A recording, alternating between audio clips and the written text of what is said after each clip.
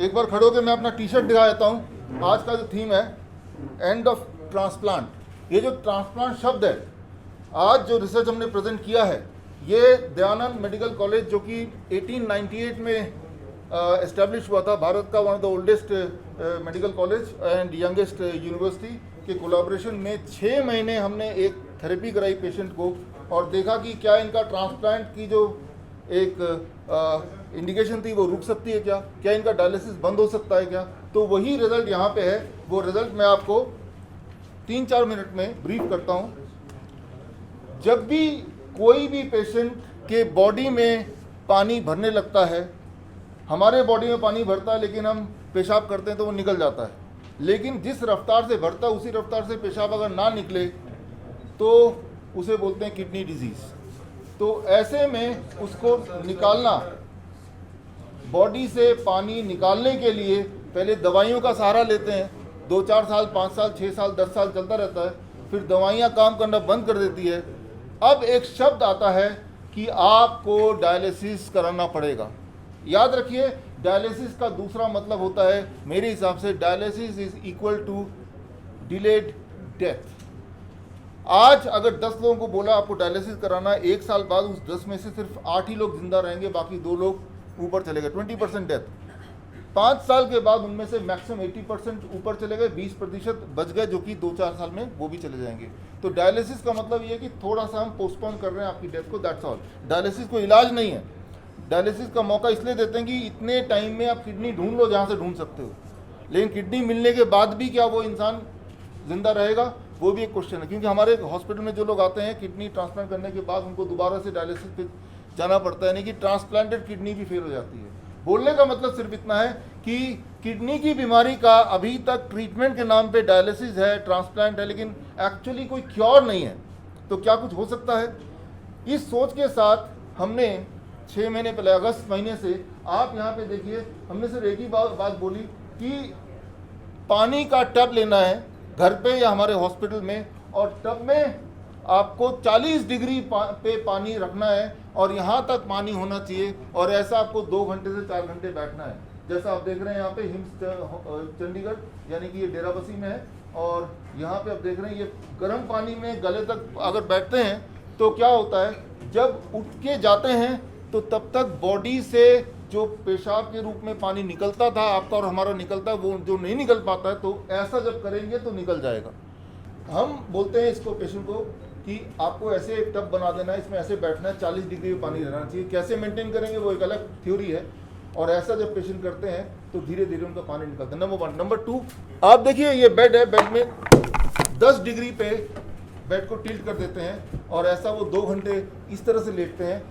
यहाँ पे ये 10 डिग्री ऊपर है, राइट, ऐसे लेटना है 2 घंटे, 1 घंटा सुबह 1 घंटा शाम, ऐसे करते हैं। कोई लोग तो 2 घंटे एक साथ लेटते हैं। जब ऐसा लेटते हैं तो खून जो है पानी जो पैरों का वो ऊपर की तरफ आता है और किडनी रिएक्टिवेट होता है। नंबर 3, उनको उनका डाइट हम चेंज कर देते हैं, what we call as DIP diet, यानी कि 12 बजे तक उनको सिर्फ फल दे दिया जाता है, या अगर घर पे तो फल लेते हैं 12 बजे तक, जैसा आप देख रहे हैं। और 12 बजे के बाद जब वो लंच और डिनर लेंगे तो हमेशा 2 प्लेट में लेंगे। पहले प्लेट में सलाद लेते हैं, इतना सलाद, ये कुछ ज़्यादा ही हो गया, इसका आधा सलाद मान लीजिए, पहले प्लेट में ले लिया, और सलाद खाने के बाद ही फिर दूसरा प्लेट में कुक फूड लेते हैं, रोटी सब्जी दाल चावल।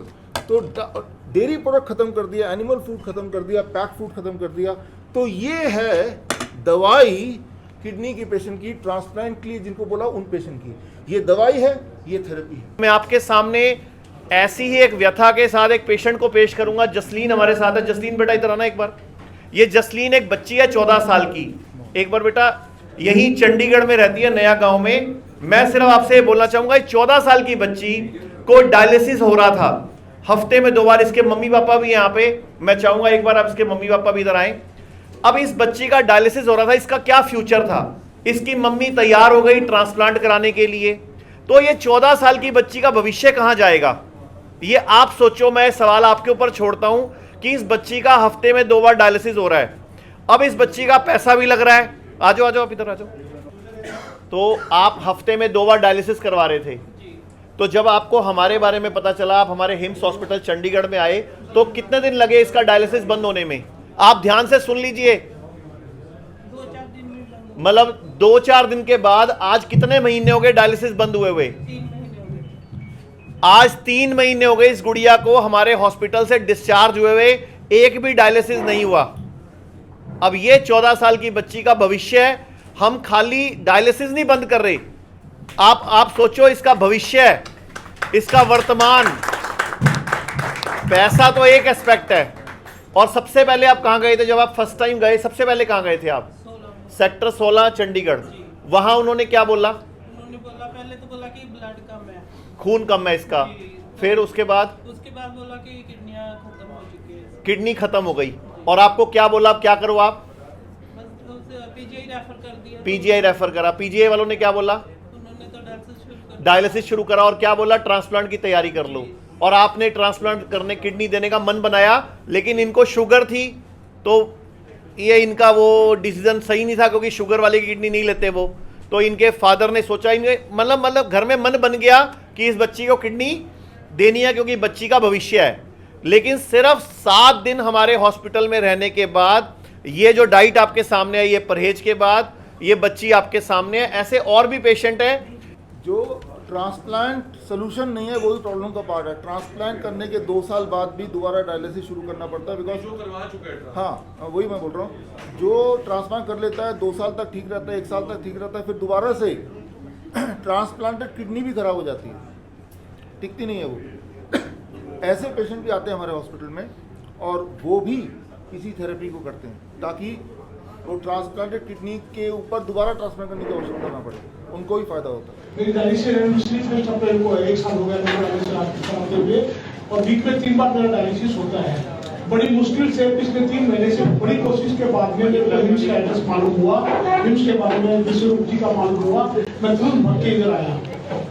अब मेरा डायलिसिस बंद हो चुका है। आपने ऐसा क्या किया इन्होंने? मैंने कुछ नहीं किया। इन्होंने ऐसा क्या इलाज दिया जिससे इन्होंने वो टप की थेरेपी दी मेरे को, हेड डाउन की थेरेपी दी मेरे को, और खाने पे डाइट कंट्रोल किया, कुछ भी नहीं किया। पूरा भरपेट खाना खाया मैंने।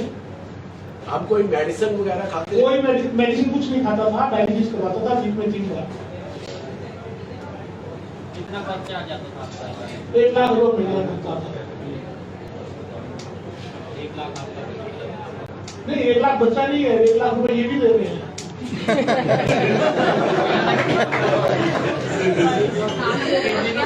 नकली बच गई, किडनी बच गई, लाइफ बच गई, पैसा नहीं बचा। नहीं, आगे के लिए बच गया, आगे के लिए बच गया। आगे अगर मैं पूरा एकदम ओके हो जाऊँ तो पैसा बच जाए। अगर आपको मेरे बताए हुए DIP डाइट, नाइस प्रोटोकॉल या पोस्चरल मेडिसिन से कभी कोई लाभ मिला है, और अगर आप मुझे सपोर्ट करना चाहते हैं, तो आप अपना एक वीडियो टेस्टिमोनियल मुझे व्हाट्सएप कीजिए 9871186229 पर।